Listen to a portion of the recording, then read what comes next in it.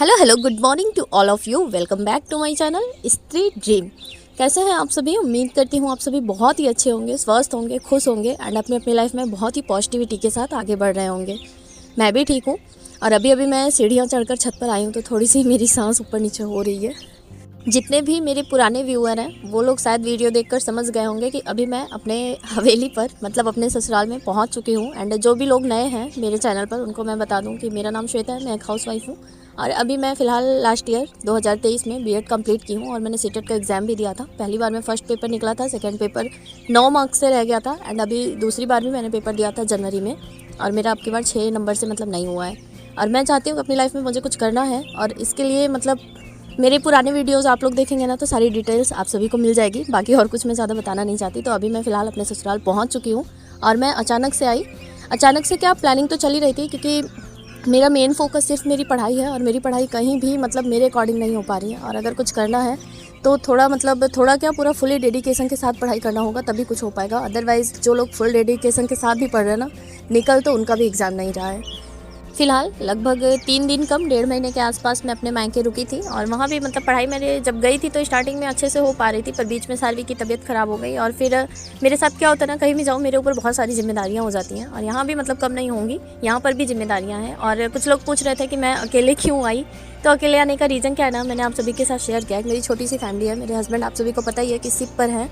And मेरे देवर का अभी यही 28 फरवरी को एक्सीडेंट हो गया था तो उनके हाथ में फ्रैक्चर हो गया है और वो जा नहीं सकते थे लेने के लिए। एंड फिर बच्ची मेरी मदर इन लॉ और वो देवर जी का मतलब केयर कर रही है इस समय, तो वो वैसे भी नहीं जा सकती थी। एंड बैंक में काम करते हैं मेरे भाई लोग, आप सभी के साथ शेयर किया था मैंने। तो अभी मार्च चल रहा है तो क्लोजिंग चल रहा है और ये फाइनेंशियल ईयर का भी होता है ना 1 अप्रैल से 31 मार्च तक, तो सब कुछ मतलब बहुत ज़्यादा बिजी था। एंड आना भी ज़रूरी था और ऊपर से मेरे एग्ज़ाम भी हैं। अभी आर का भी एग्ज़ाम सुन रही हूँ, जुलाई में ही होगा। एंड सीटेट का भी नोटिफिकेशन आ गया है तो अभी मुझे ना पढ़ाई करना है। एंड मैं रुकती ना तो मुझे ऐसा लगता मेरा टाइम ही वेस्ट हो रहा था, इसलिए फिर मैंने ट्राई भी नहीं किया रुकने का और फिर मैं अकेले ही चली आई। और अकेले आने जाने में मुझे कोई भी प्रॉब्लम नहीं होती है, मैं आराम से ट्रैवल कर लेती हूँ।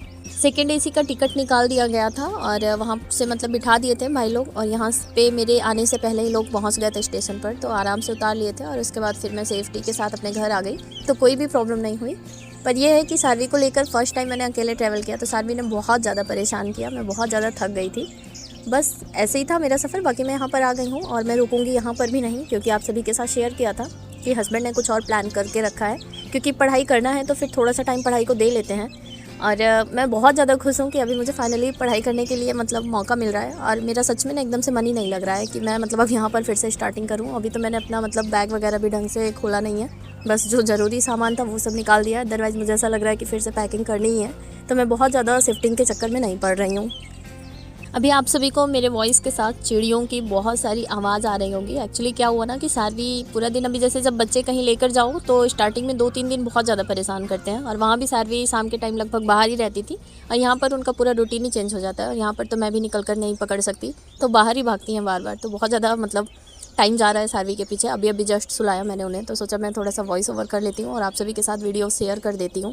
और बाहर बरामदे में मतलब सब लोग बैठे हुए तो आंगन में भी नहीं कर सकती थी, इसलिए मैं फिर छत पर चली आई। खैर ये सारी बातें छोड़ते हैं, मुद्दे की बात पर आते हैं, क्योंकि मेरा ब्लॉग ही स्टडी से रिलेटेड होता है और मैं मतलब अपनी पर्सनल लाइफ और ब्लॉग का मतलब ही यही सब होता है। फिलहाल मेरा ज़्यादा से ज़्यादा स्टडी पर फोकस रहता है। एंड मेरे साथ क्या होता है, मैं अपनी फीलिंग्स यहाँ पर शेयर करती हूँ, मैं क्या सोचती हूँ, मेरा लाइफ को देखने का नज़रिया क्या है, वो सारी चीज़ें शेयर करती हूँ।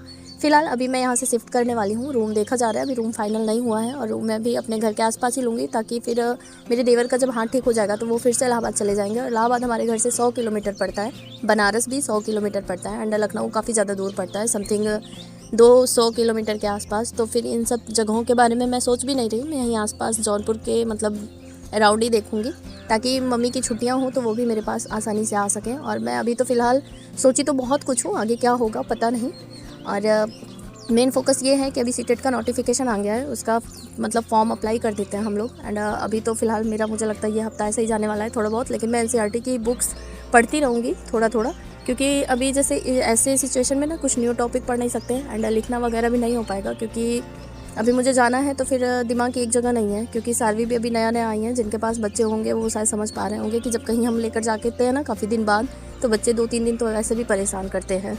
तो अभी मैं बहुत ज़्यादा सब कुछ मैनेज करने की कोशिश नहीं कर रही हूँ, मैं बस एनसीईआरटी की बुक्स जो भी मतलब पढ़ पाऊँगी वही रीड करूँगी और आप सभी को पता ही है हिस्ट्री ज्योग्राफी कंप्लीट हो चुकी है, बस पॉलिटी का बचा हुआ था तो वही मैं कर रही हूँ और वो भी 6th क्लास वाली कंप्लीट हो गई है। अभी मैं 7th क्लास की आज से करना स्टार्ट करूँगी। अभी मैंने आप सभी को बताया कि 28 तारीख के आसपास मेरे देवर का एक्सीडेंट हो गया था, तो अभी घर पर जैसे बहुत सारे गेस्ट का आना जाना लगा हुआ रहता है। अभी तो फिलहाल कम हो गया है, पीछे ज़्यादा आ रहे थे और अभी थोड़ा मतलब 1 हफ्ते के आसपास मैं रुक कर उसके बाद फिर यहाँ से शिफ्ट करूँगी।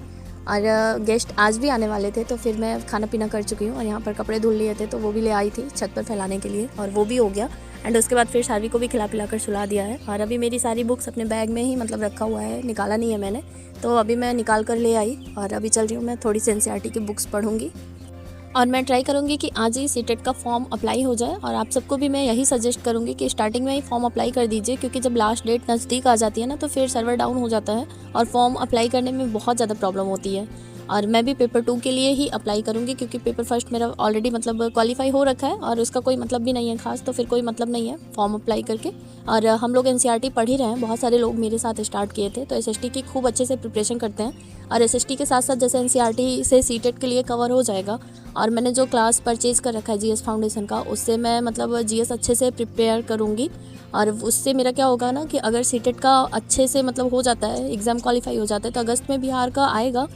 बेरोजगार रहने से अच्छा है कि कहीं मतलब ट्राई करते रहें, तो फिर वहाँ का भी देखेंगे। एंड मेन फोकस मेरा RO पर ही होगा। और मुझसे 2 लोग पूछ रहे थे कि मैं अपने RO के लिए क्या स्ट्रेटेजी बनाई हूँ वो शेयर करूँ, तो फिलहाल अभी मैंने कुछ भी नहीं सोचा है। अभी मुझे पढ़ने का मौका मिला है, मैं बस अभी मेरा मेन फोकस है कि मैं यहाँ से जल्दी से निकलूँ एंड सब कुछ अच्छे से शिफ्ट हो जाए, मतलब जो भी ज़रूरी चीज़ें हैं वो सारी चीज़ें शिफ्टिंग में मतलब मेरे कंप्लीट हो जाए। उसके बाद फिर मैं अपना, क्योंकि वहाँ मुझे पढ़ाई के लिए ही जाना है तो पढ़ाई ही करूँगी, तो फिर मैं वहाँ पर चल कर एक टाइम टेबल बनाऊँगी एंड उसको फॉलो करूँगी, तब मैं आप सभी के साथ शेयर करूँगी। क्योंकि अभी मैं क्या ही बताऊँ आप सभी को, जब मैं पढ़ ही नहीं रही हूँ तो फिर उस हिसाब से चीज़ें हो नहीं पाती हैं और फिर बताना भी मतलब मुझे लगता है बेकार ही जाएगा, क्योंकि अभी मैं कुछ सोचूंगी और यहाँ से जाने के बाद फिर कैसा होगा क्या रहेगा तो कोई मतलब नहीं निकलेगा। इसलिए मैं चाहती हूँ ना कि एक नए सिरे से फिर से स्टार्टिंग करती हूँ। पता नहीं एग्ज़ाम निकलेगा या फिर नहीं निकलेगा RO का, पर मैं अपना पूरा 100% देना चाहती हूँ इस बार। आप लोगों को भी यही कहूँगी कि आप लोग भी अपनी पढ़ाई को कंटिन्यू रखिए पूरे डेडिकेशन के साथ। कोई ना कोई ऐसा ज़रूर मिल जाएगा जो आपको ज़रूर सपोर्ट करेगा, हो सकता है थोड़ा लेट करे पर किसी ना किसी को दिखेगा ज़रूर कि आप क्या चाहते हो।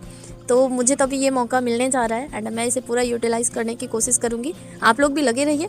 बाकी आज ये छोटा सा ब्लॉग था आप सभी के लिए, बहुत दिन हो गया था, 2-3 दिन आप लोगों से बातें नहीं की थी, तो बहुत मतलब मेरा भी मन था कि मैं वीडियो शेयर करूं एंड आप लोगों के भी कमेंट्स आ रहे थे कि मैं ब्लॉग कब से रेगुलर करूंगी। तो बस आज के लिए इतना ही, कल फिर मिलते हैं नए वीडियो ब्लॉग के साथ, तब तक के लिए बाय बाय।